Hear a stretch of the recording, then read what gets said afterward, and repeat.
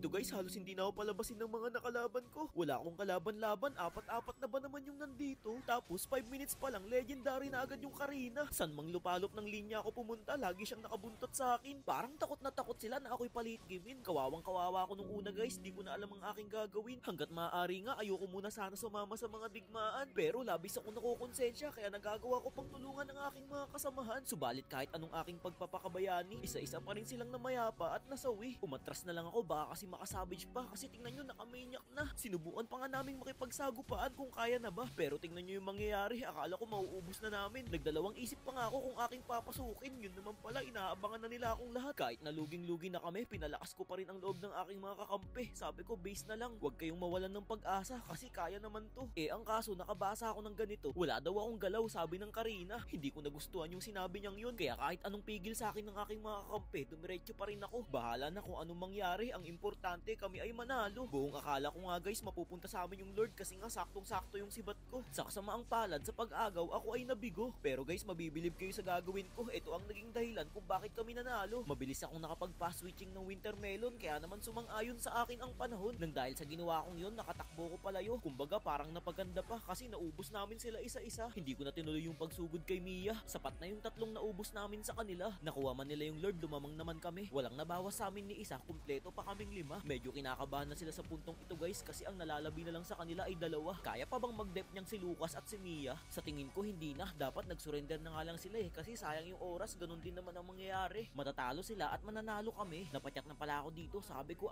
kanina ang iingay nyo bakit ngayon parang natameme bigla? Sa totoo lang sa Karina lang naman ako nahirapan kasi may immune yung first kill niyan diba? Pero nakita nyo naman kung paano ko i-comeback. Medyo pinawisan ngunit walang kahirap-hirap. Nag-tower lock na nga lang pala kami dito, hindi na kami nag-focus sa hero. Baka umasa pa kami pa ang mapeligro.